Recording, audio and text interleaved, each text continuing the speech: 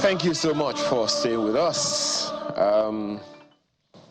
That video is talking about a wedding, right? Don't worry, I don't know, I don't understand what they're saying. Maybe my guest will be able to tell us about that. But I have a friend that tells me there's absolutely nothing in the world that any man will tell her or to sway her so easily that her dad has not told her. And then we also have a situation where some ladies would rather go get married to anybody for whatever reason than remain in their homes with their parents. And it raises a lot of questions. You wonder why some people have died in abusive marriages for whatever reason. Let's have this conversation this morning about the father-daughter bonding with Kingsley Obama-Egbulem, who is a parenting and teens counselor. Thanks for joining us this morning. Thank you so much, Ayo, for inviting me. I read your article, and it's long, but it raises a lot of questions. First of all, tell us what this whole idea of father-daughter bonding means, and what does it imply? Wow, you always like starting with a jump question. This one is it. Okay, let me see how I can pack this. I look at it from this metaphor. The girl you gave birth to, you've been taken to school, attend PTA meetings, pick her or back. You do that year 1, year 2, year 3, year 4, year 5, year 6. Perhaps you continued in year 7, 8, 9, 10, 11, 12. She graduates from secondary school and then gets into the university, graduates as, let's say, a lawyer, whatever it is, and eventually gets married. And one day, this girl, you're told that this girl is dead. And she died while she was having a brawl, kind of a fisticuff with the man who was meant to be her lover. And then you start to ask yourself, where did we get it wrong? Where did we miss this? How did she end up with a man who would beat her to the point where she sustained internal injuries, got to the hospital, and was pronounced dead? Who didn't do his job or her job? So this is a picture that a lot of fathers can actually identify with.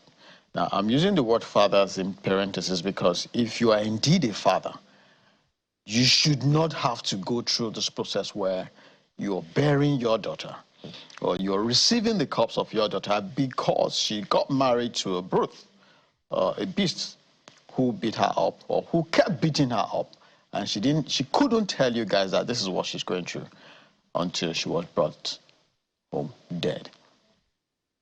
Now, my interrogation of all of these scenarios that we kept seeing is at some point where, I mean, you said it so well. Why would a girl want to run away from home and into the arms of just any boy? Why would a girl want to go for youth service? And part of her plan is that I am not coming back to this house. And because she's not coming back, she needs to get married, and that becomes her escape outside the house. And then what kind of a home is that where you have a father and a mother, and they have girls who would rather live and be living with a badly brought up boy just so they can escape this house? You know, so my conclusion is, and which is where that I think I have a control over, which is to to create a movement, to build the capacity of men, to become more like a buffer, to create a buffer zone that is a house, so to speak, where these girls will want to come back to no matter where they go to. And if somehow they are outside and they're going through a tough time and they remember that, oh, daddy will be here in a short while, or when I get home, I'm going to meet with daddy, 2-3 hours with him, and I'm going to be myself again. And that is something that we need to intentionally do. Not when the girl becomes a university graduate, but right from the time she's leaving the cradle. We create the time to be in this girl's life. That way, we start to shape her values. We start to shape her principles. We start to influence her taste. Indeed, her career choices, her relationship, create the templates, the standard for the kind of relationship she wants to build when she becomes an adult. How does a I'm sorry, I say this, I'm some kind of campaigner for parents. Because the reality is the reality. It is. Today's generation is a totally different one, both for the parents and for the kids. Because the parents are a lot busier now. Economy is not smiling. Even with all these statistics. How much is your school fees that you are paying this month? Don't answer. No, now there are those who would rather pay, pay the school fees for a whole session. And there are those who can only afford to pay, per quarter. And the economy is not being any gentler. Can I add this to it? There are many who would rather spend the money in a rehab than do their work. Just put that in the... It's not possible. Boy, that's happening. Because if you refuse to make out time and then your child starts to move around with people they shouldn't be moving around with, it's only a matter of time. They meet somebody who introduces them to drugs. And the rest, let's say, is strange. Okay. But that's a conversation for another day. Well, yes, but, but that reality is not lost on us either. That the parents, that the issues that they have to deal with are real as real can be. So how do we, first of all, the parents themselves have to be in a certain frame of mind. Let's talk about the father. Yes, please. Has to be in a particular frame of mind to be able to take responsibility the way you're talking about. Yes. In this context, okay, Ewa, I need to show you some things.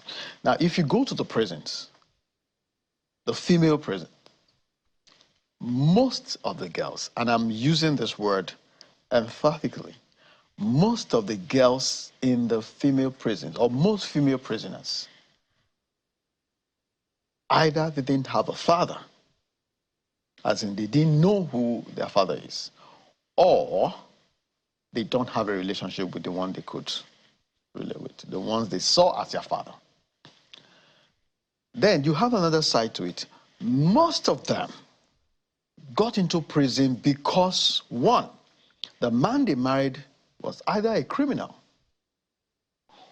or they became accessory to the crime of the man they were in love with. Now, look at that picture. So from not having a father, now you married a guy who was also from a dysfunctional environment. You got involved in his life, and now you are in jail. Two, you have the ones who they were never properly raised by anybody, father, mother. They committed crimes, and they are in jail. Now, those are the female prisoners. Now, if you go to an average drug rehab, most of the female drug users undergoing rehabilitation are also in this picture. No father, a void that could have been filled when they were young. And last but not least, most female sex workers and most of the women in shelters for abused women are also within this bracket. No father.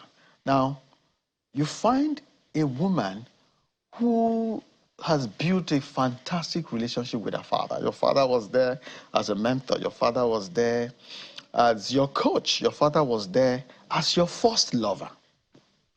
And then, whether or not he's a man of means, there's something he must have done for you. And what is that thing? He provides the basis for you to have what they call self-concept. Your self-concept answers the basic question, who do you think you are? That's what your self-concept helps you answer. Do you get? So for a girl, the father provides the basis for her responding to that question. Who the hell are you? Who do you think you are? Once you have a father who has been involved in your life, who has shaped your sense of self, who has provided the basis for you to evaluate yourself, and based on that evaluation, you come to say, hey, come on, I am Makinde's daughter. Oh, who is Ayo Makinde? He doesn't have to have $1 billion. So long as this guy called Ayo Makinde prioritizes me, can decide to take a day off just to be with me and, prioritize the things that I hold dear to. Attend my PTA meeting, come to open day. Come on. There's nobody like him. So that gives me the audacity to move around with springs on my leg. So that girl, when Ayo Makinde continues like that, you can't come and be waving whatever it is in front of her. What do you have? Like the Igbo man would say, what have you has that I don't have? But I said something about this generation. Oh yeah. In the day, there are those, we still talk about values now as the ideal. Yeah. And I marvel, because values was not just the ideal. Yeah. Then the value was it. It is. Now, was the real deal. Yes, but today we talk about values like they are lost. Now, you go on socials now, people base their standards on means, on money, on he gave me this, he gave me that. So if your father doesn't have this, I mean, you've seen that joke. What does your father have? My father is the owner of Liverpool. Oh, my own father is the owner of the White House, and all that kind of thing. It also, I mean, your last guest said something that resonates so well with me, which is what we've been preaching. If the house has not collapsed, the city will not collapse. You see, if there's no dysfunction at home, it won't happen in society, because our society is, like is an extension of our homes. So when you have a father who is moving with who's putting up appearances, trying to be who he's not, you've only ended up replicating after your kind, reproducing after your kind, rather. Your children will do, like they say, press down, shaking together, and running over. So when you have children who, they have seen their father as a man who, first of all, he has a low self-esteem, and he would rather be like somebody else than be himself, your children are going to beat you to it. They will do more. So when the home is intact, when the home is well run, because every father, like I always say, every father is a CEO. Yes. And just like every business, every home deserves a CEO that has a vision, that has the capacity to manage properly, that can model. So what you're modeling, if you can see it as, this is Ayo Makinde's Nigeria Limited. I'm the CEO. These are the other shareholders in this business. We have our regular board meetings, okay, to appraise.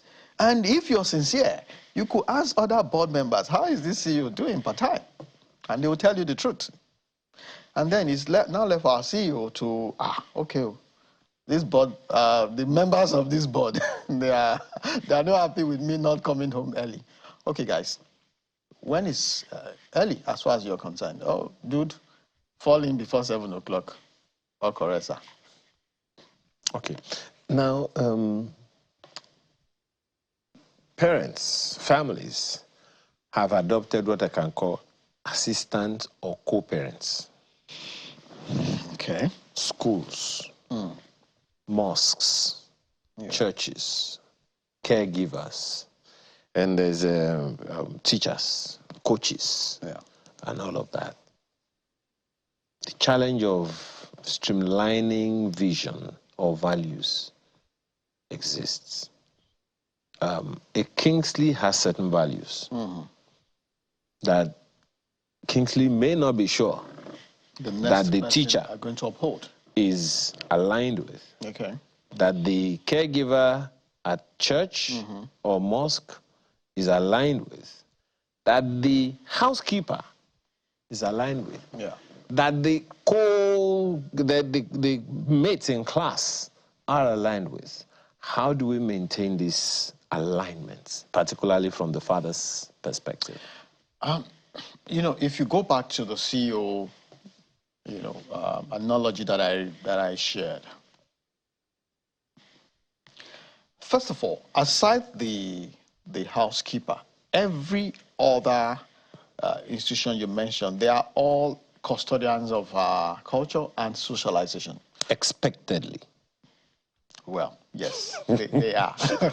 So, as agents of socialization, the church, the school, they have a role to play.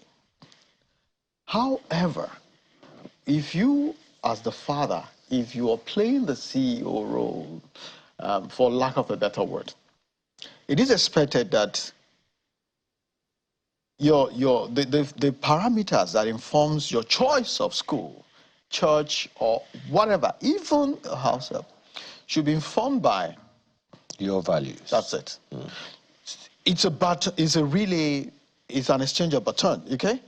I'm giving to Ayo as the head of SYZ school because I know that Ayo has demonstrated and exhibited certain values that I think he's expressing through the school he runs.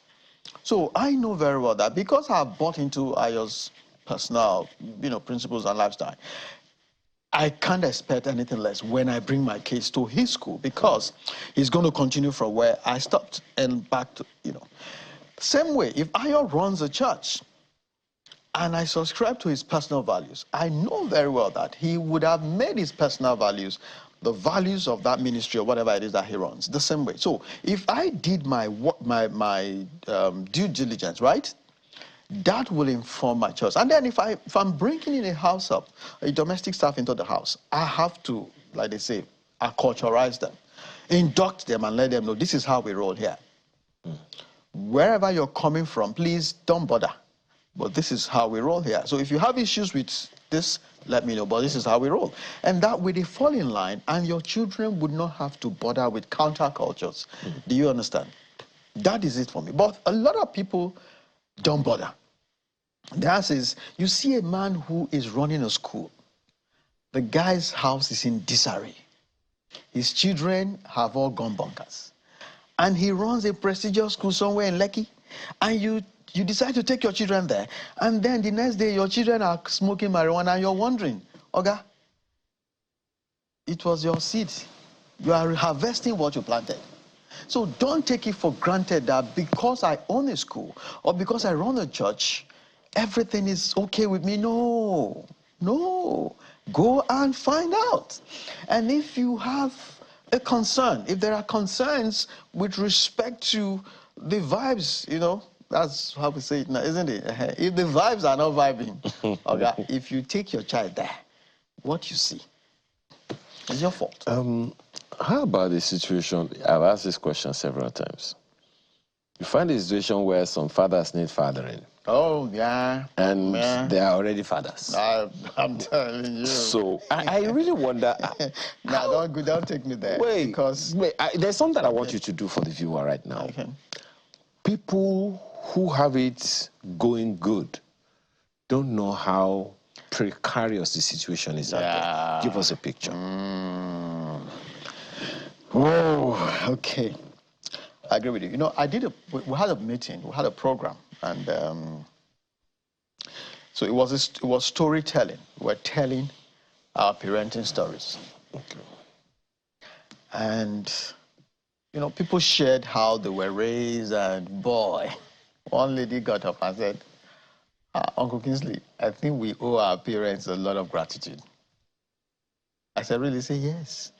Some of these things, I could only imagine them. I don't know they exist. In other words, A girl is going to school. She has packed her stuff. And guess what she added to the things she packed? Sex toys. Wow. Yes.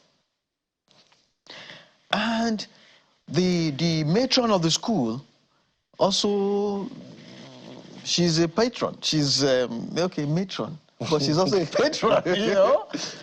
They bring for her as well. Wow. So she checks a particular set of girls herself, knowing well that these are my people. This is in a school. Yep. Yes. See what I'm saying? So my take is, and it takes us back to the home. And if you're listening, please, nobody is going to do your job for you. Nobody. So the best you can do for yourself is, one, be intentional. Tell yourself that the children that I've raised, the children that God has given to me, they are going to be my gift to the world. You know, today we enjoy Mark Zuckerberg's brainchild, Facebook, isn't it? We enjoy which other one now? We all go to Amazon to shop. We go to all of these places, but people raise these guys. People, the Kemi Adetibas, name them, the Ayo Makindes and go. Somebody raised them and gave them to us. My question is, are we going to be happy for the children you're giving to the world? You know, or are we going to keep swearing for you the day we come across your children? I'll still keep asking that question. You talked about dysfunctional homes. Dysfunctional homes don't just happen. Oh, no. It doesn't. They come from dysfunctional people. People who have gone through. We are talking about fathers. Yeah, and their daughters. And their daughters. I wish there was a template. I wish there was a playbook. Yeah, I can share one. You can start with. Because the reason I'm asking is this. To a good number of parents there, they didn't grow up with all this Oyinbo way of life that you people talk about. It's not Oyinbo way. Now I'm coming. There is a reason I use the term. Okay, some people believe that dismissively. Look, my friend, sit down there. My dad.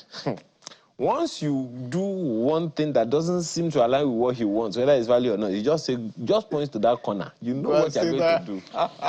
Just stay. No. You have to do what they call the monkey cigarette. Oh boy. Oh God. You have to first of all, some people know what I'm talking about. The monkey cigarette. And then there's someone you just hold your 2 ears. I hope you didn't inherit that. those cigarettes. I have to explain it to my children.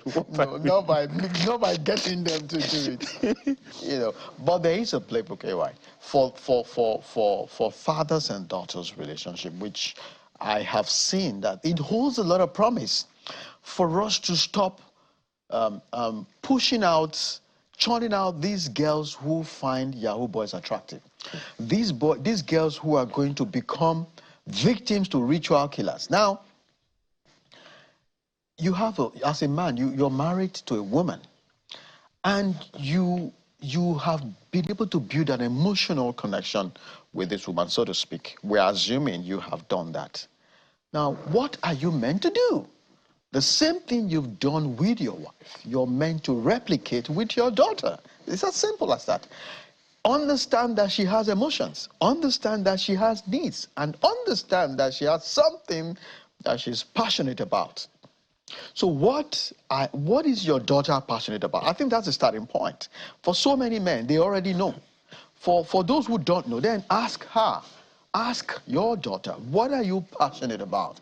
That is the starting point. So when you get into that zone, you find out that your daughter wants to open up, wants to travel the world in her mind, sharing with you, you know, I want to become this one.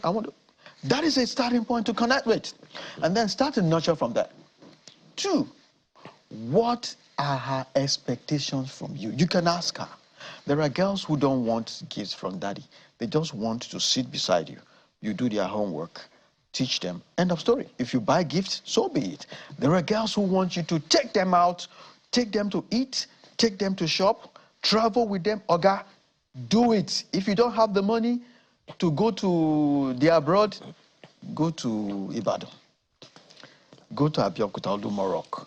This thing is not... I was watching one documentary the other day, and they said Shagari went on holidays, and they found out that he was in his village. That's holiday. So you don't have to have so much money. I have a popular restaurant in Lagos. I won't mention the name so that I won't be billed. I take my kids there. It's an elevated buka, and they love the food. While we are there, we talk, we gist. So it mustn't be any five-star outing. Do you get? And then, what is the next template? As a male, you model your daughter's quest or hunger for intellectual activities. You are the one who would ignite her desire to want to be an intellectual. So, if you are a dunce as a father, we already have a problem. So what it means is that as a father, you need to start to desire, build capacity, desire the intellectual things that will boost your mind. Read books. And that way you can introduce that lifestyle to your daughters. And of course, your sons as well. Do you cook? Do you like to cook? You need to model what a man should do in the kitchen to your girls so that it begins to resonate with them that, oh, men also cook. Oh, yes, daddy cooks. So if you're meeting a guy who wants to turn you to a caterer, or that is a catering cook. You're already giving my children some weapons right now. Because my daughter was telling her boss, we enjoy my daddy's food more than any other person. So please don't give her weapons to attack me with. But there is this, this is Victor always sending this one. Why am I not surprised that he's the one that is saying this? That bond can never be broken. It's only your first daughter that can command you, even where her mom cannot. They are mostly a reflection of us. We love them. Daku. Yeah. Well, if you don't understand Daku, Google it.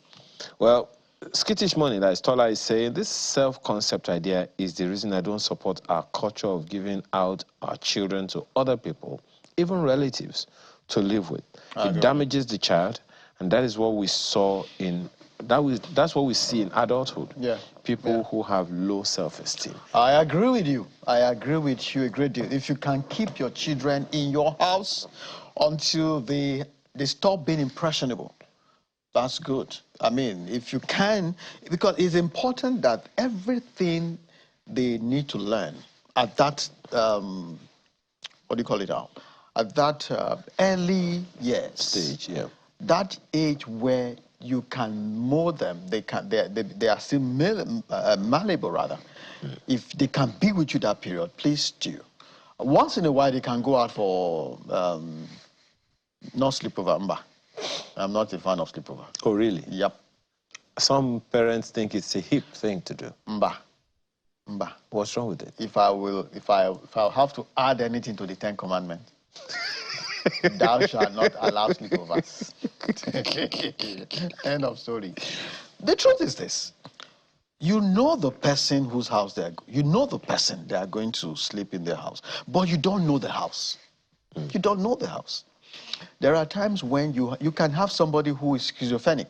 Apologies to anybody who is going through that. But you can't tell what will happen. But isn't this, in a way, overprotecting the children? Here is why. Because this is one of the things that I try to share with my kids. The people out there, they don't have the kind of brain you have. They don't have the kind of sensitivities, cultures, values, etc. that you have.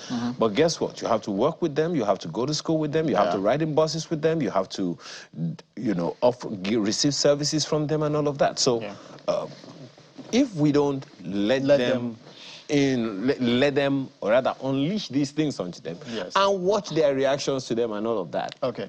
What happens? There are several ways to let them out without sleepovers, Uncle. Don't have to plead sleepovers. Is boarding school not a sleepover? It's not a sleepover. Really? It is not. Okay. Well, I may defer to that. It's a kind of sleepover, but it's a controlled environment. Okay. So, but is it not the same sleepover school that you say that the matron is the one that is... without contradicting myself, Ewa, that's why I said, if you want your children to enjoy certain independence, the boarding school can help you achieve that. But in your choosing a boarding school, I'm not going to blanket all boarding schools. No. My kids are all in boarding schools. And so far, so good. But there are boarding schools, even free. We didn't go. We didn't go there. I can't tell you for free. You get it? So that's why I said, have your values. Then when you want to release your children, let wherever you're taking them to, let them become a continuation. Let it be a continuum. Not something that will introduce something else, strange stuff that you didn't bargain for. Do you understand? No. So I agree with you. Boarding school is like a sleepover. Yeah, in fact, that's a new knowledge now. It is a kind of sleepover, but it is a controlled sleepover where there are rules, where there are values, and learning is taking place. And if there are problems, for somebody like you, if you are the type who is constantly checking and checking, you will know when the monkey hand enter pot of soup. there's also this perspective. Okay, I would say that this conversation is more about the fathers than the daughters. Yes, it is more about the fathers. Okay. Yes. Now, this is why I'm asking that. We expect the fathers to be more responsible than the daughter. Yeah. We expect to have understanding. Yes. We expect that the fathers would help model life to their daughters, model manhood. That's it. To their positive masculinity. Daughters. Definitely. You cannot be negative. That's why it's modeling. What kind of modeling do you want to model? It's not positive. However, where fathers themselves have human vulnerabilities, okay, how do we help them to maintain that sense of responsibility and maturity while being building the model kind of relationship? Yes. Yeah. Now, first of all, a healthy father-daughter relationship has an incentive, and that incentive, or rather, has several incentives. One of them is it helps the girl understand how to be in an intimate yet non-sexual relationship with the opposite sex. I'll tell you that again. It models how to be in a close relationship with the opposite sex without it being sexual.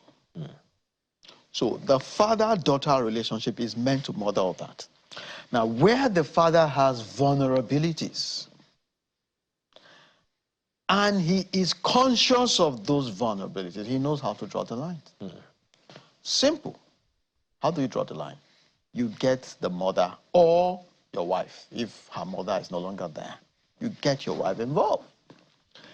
But if you have vulnerabilities and you are fooling yourself about it, then it becomes a problem. But if you know that these are my vulnerabilities, and then we've done the job. The job is half done. So you know that you don't barge into your daughter's room. You must knock. Yes.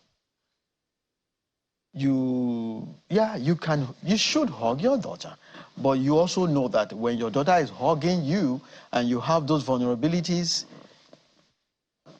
you don't overhug. I'm not talking about that kind of vulnerability. Okay. That is where your mind is going. Oh, but the point that I'm okay. going, the point that even though it is part of it, yes. but the point the question that I'd like to ask you is, can a father be honest and open, being to vulnerable? a child Oh, you mean being vulnerable? in that area? And then your question was misleading. You should have said, how vulnerable can a father be? Okay. You get it? Yeah. Of course. I knew you would go to that place, so I tempted you. Thank God I went there. Because a lot of fathers have been asking that question too. And oh boy, how can, I said, Oga, especially when my daughter is blessed. Yes, I said, if your area headquarters is always standing when your daughter is around, you need to go and you need to check yourself. But that's by the way. Now, you see, our daughters need to know that we are human. We were boys, and we became men. We cried. They need to know that they need to know when we are broke, that we also go broke, that we get hit. I'm writing exams, and you can't believe it, Ayo. French was one of the courses I had to do. I failed it. I have to receipt. Voila, Monsieur Meyer. So, and my children, they are French, they are A's. I mean, so they say, ah, Daddy, how did you fail it? I said, how will I not fail it? Am I French? So that's me. So I think it's not a big deal for a father to be vulnerable to that point. Vulnerable to the point where things are hitting you hard economically. It doesn't cost a thing to let your children know, guys, you see, for this house, there's no milk this month. There's no milk. This pepper is not there. No, you just say, my friend, must you take milk? Okay, calm down. They are not the problem. The economy is eating you. So be vulnerable. And you're having a quarrel with mommy, rather than you forming, they know all is not well with both of you. Let them know. To some extent, don't worry, I'm having issues with mommy, but we're sorting it out, okay? Not that, oh, fine. Then tomorrow, if you ask them, what's happening to you? I'm fine. Okay, you taught them. Even though women naturally, that's the default. That's your default, you know? So, be vulnerable. Let them know that you have your foibles. And you are not a Superman. Obviously, you're not. And if they spot out any of those shortcomings, guy, I hands up. Okay, what do you want me to do? Daddy, it is not, it was, oh, sorry. Okay. It was, you know, that kind of thing. Yeah. Apologize and move on. The popular, one of the slangs making the rounds now is, men has come. Ah, okay. So, how does a father, who is a man that has been categorized as a scum, position himself to his daughters as a non-scum?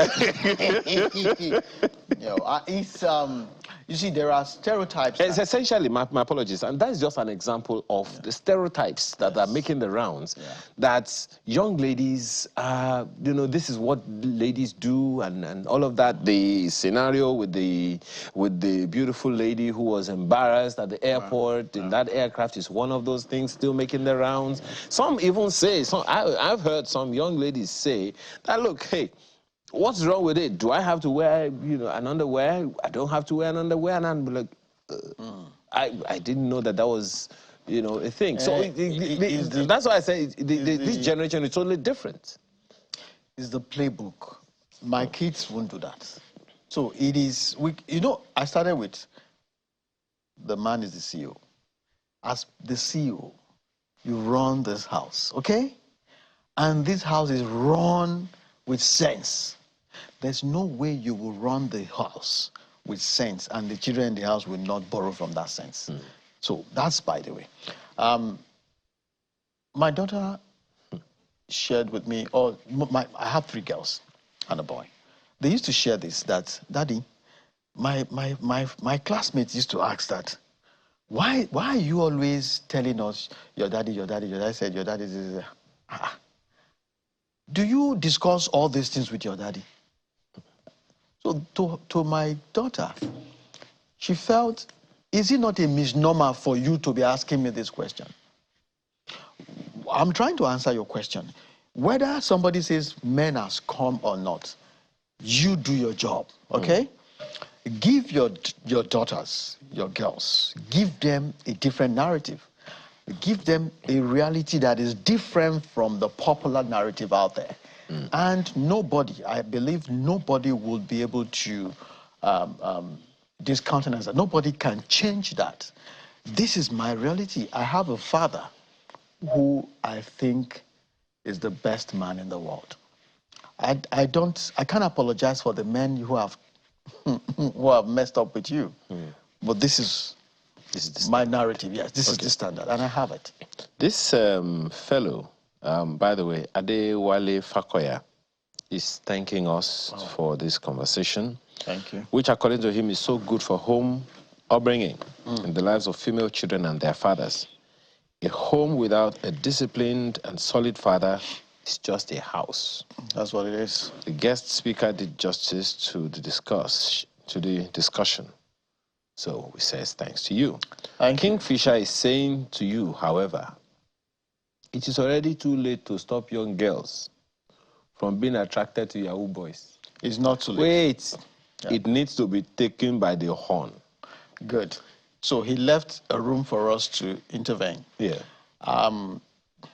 A girl who is currently being raised by a man now, and the man is pouring into her values, principles, ethics, standard of attainment,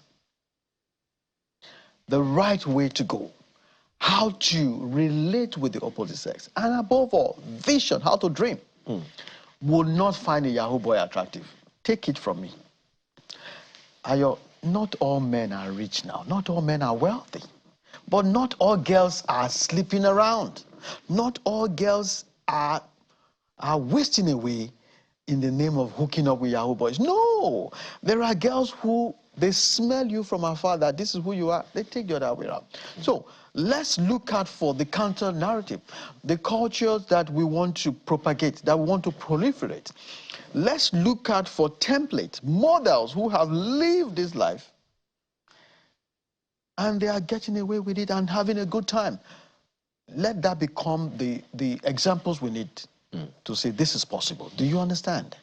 The fact that you live in a neighborhood where all the boys are Yahoo boys and they have girls who don't have fathers to create a standard for them. It is not too late. Okay. There is one of the subjects I always like to talk about is communication. And communication is a two-way street. If the communication doesn't end with the fellow understanding exactly what you have in mind, you just give information. I mean, you just give a structure. Yeah. And the person, there is no communication here, so, you know, that hasn't happened. What models of communication would you, I don't know if there is such a standard model, would you propose for father-daughter bonding at a time when the communication styles or philosophies of both generations differ? There's a template I like to share with parents. Indeed, fathers who want to build a fantastic relationship with their daughters. The 5 love languages. It works like magic. Yeah. You know, the person you want to relate with has a way she wants to be related with. Do you understand? There are ways she wants you to relate with her. And because you are her father, you are older, you've been around, it works well for you to find out how does this person wants me to relate with her. Back to communication. If you speak German and I speak English, and that's all I speak, and you don't speak English, we are not going to communicate. Except there are German English words. You understand? So, you who really, really needs me, you need to find a way to understand English. Otherwise, you're for you. So, find out the language your daughter speaks, the language your daughter understands, and begin to communicate with her based on that language. If your daughter loves your presence, Oga, make yourself available. And then you ask yourself, what will I be doing? The next phase. While you are around her, what is she doing? Is she doing homework? Oga, do homework. Is she washing? Wash. Is she cooking? Join her. They want your presence. And then if you don't want to be around her, don't scream when you see her on the phone with one go somewhere. And the boy is telling her to come around, and you're saying, you've been with this boy, you've been talking with this boy for 2 hours. What are you talking? Okay. You are supposed to be her first love, and you're not there. What will happen? She will cheat on you. Somebody has taken your place. That brings me to Kingfisher's next message. Social media has unfortunately taken away some children from their parents. Some pretend to keep to your so-called standards. Some block off parents from their social media. Okay. Social media is a platform. It's a platform. It's not an individual. So let's not blame anything. If you do your work, social media will not take your children away. And then if you're doing your work, part of what you will understand as a sensible father is that children should not be exposed to social media until they are X age. For me, it is when you are done with secondary school. Hello. Hi. Yes. There's a lot to do. A father was asking me, you were on the phone with your daughter for almost an hour. I said, yes. What were you people discussing? I said, we were not gossiping and we were not quarreling. I said, if you can't hold a 1-hour conversation with your daughter, somebody else will. So you learn it. You learn it. Let's leave social media out of the way. Social media is a symptom of what has been. Do you get? So essentially, social media will not be able to take the parents away, or the children if the parents have not given their children to social media. That's it. So parents shouldn't get too busy. No. To have time and make time for the kids. That's the word. Have time, make time. I mean, we're joking as well. Saturday is our work day. Have you? And that's the day we work as parents. The real work, not the other ones. Hey, that's the day okay, so how far? What are you doing today? Okay, so where do I help you? Am I dropping you off anywhere? When am I picking you? And that's it's our full day. And then you bring them back. So what's going on? I gave you this book to read. How far have you gone? So you mean mommy and daddy are not going to go to wedding? They'll not go to that dinner? They'll not go to that social... That's the only day mommy and daddy have to rest? It's the only day after Monday to Friday work that they have to enjoy themselves? You don't go to weddings every day, sir. You don't go to weddings every day. Besides, if you keep going to wedding at the expense of the time you need to make for your children, don't be surprised. I commiserate with you. Don't be surprised. Yes. Commiseration? I do. In advance. Yeah, because the day you start to notice strange things, the time you spend at those weddings, you would have okay, let's say that someone now has gotten close to the end of the road with their kids. It's not the end of the road. The kids haven't blocked them off. About getting to it. Well, I've reached a point of no return. well, point of almost no return. Yeah. So is there a chance? What can that parent do, even if it is not radical, something that they can? This is my recommendation. I wish you can let me articulate this. The assumption is that you've come to a realization that I've effed up. I don't goof. So that is step one. You have done 50% of the work. The next thing is to sit down. What do I need to do next? And that question, the answer to that question is, can I reappraise the situation? Can I face the moment of truth with these children? Can I bring them and ask them, guys, I have failed to be the father you wanted. I have not lived up to your expectation. No grandstanding. No. I wasn't there for you. I haven't been there for you. I've been chasing money. I've been traveling up and down trying to see I can give you a good life. But now, I have lost all of you. Please, I want to make up. I want to start all over. I know it won't be the same. It won't be like it should have been. But give me this remaining years that we have. Let me make amends.